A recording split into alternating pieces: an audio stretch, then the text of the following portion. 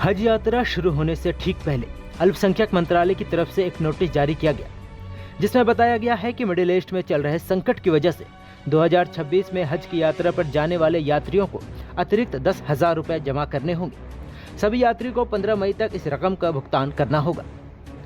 अब जैसे ही ये नोटिस आया, तमाम हज यात्री काफी परेशान हो गए और सरकार से इस नोटिस को वापस लेने की मांग करने लगे। इन सब के बीच AIMIM प्रमुख असदुद्दीन ओवैसी ने भी एक्स पर एक पोस्ट शेयर किया। ओवैसी ने लिखा कि हज कमेटी हज यात्रियों से हवाई किराए में अंतर के नाम पर अतिरिक्त 10,000 रुपए की मांग कर रही है। ये तब हो रहा है जब कुछ महीने पहले ही मुंबई से रवाना होने वाले हर यात्री से 90,844 रुपए वसूले जा चुके हैं। ये आम यात्रियों के लिए मौजूदा दरों से लगभग दोगुना है।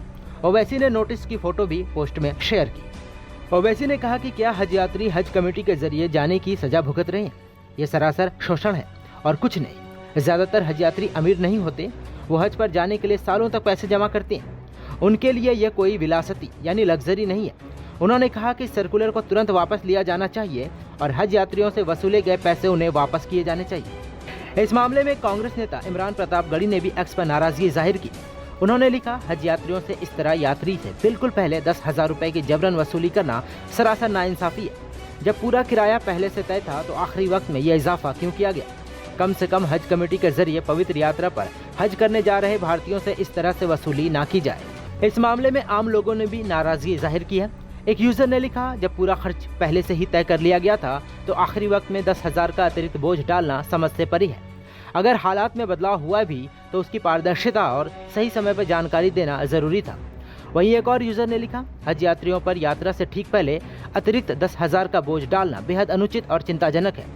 इस मामले में एक अन्य यूजर ने लिखा, हज यात्रियों से आखिरी वक्त में 10,000 की जबरन वसूली ये सेवा नहीं शोषण है। मोदी सरकार जवाब दे, तय किराए के बाद ये अन्याय क्यों? आस्था पर बोझ डालना बंद करो। आपको बता दें कि नोटिस के मुताबिक यात्री किसी भी शहर से यात्रा करने के लिए निकल रहा हो, चाहे मुंबई हो या दिल्ली या फिर कोई और जगह, सभी को इस यात्रा में बढ़ाई गई राशि को जमा करना होगा। इसके बारे में हज कमेटी ऑफ इंडिया ने भी सभी को सूचित किया है। आपको बता दें कि पहले हवाई किराया लगभग 1,07,000 रुपए था, जो अब बढ़कर 1,17,000 रुपए हो गया है।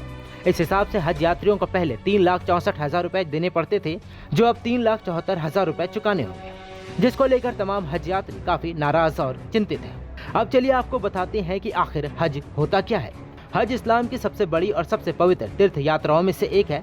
इसका मतलब है सऊदी अरब के मक्का शहर में स्थित बैतुल्लाह यानी काबा की ओर रस्में और नमाजें अदा की जाती है।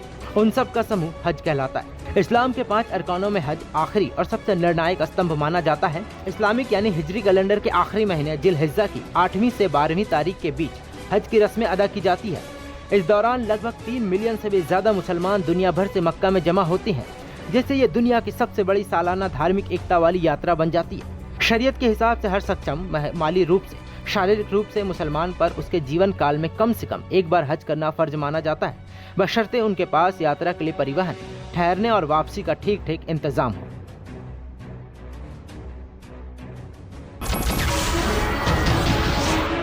नमस्कार, मैं हूं मानक गुप्ता। अगर आपको हमारा ये वीडियो पसंद आया हो तो इसे लाइक और शेयर जरूर करें, और हाँ, हमें सब्सक्राइब और फॉलो करना ना भूलें, ताकि आप देश और दुनिया की कोई खबर मिस ना करें। तो जुड़े रहिए हमारे साथ और देखते रहिए News 24।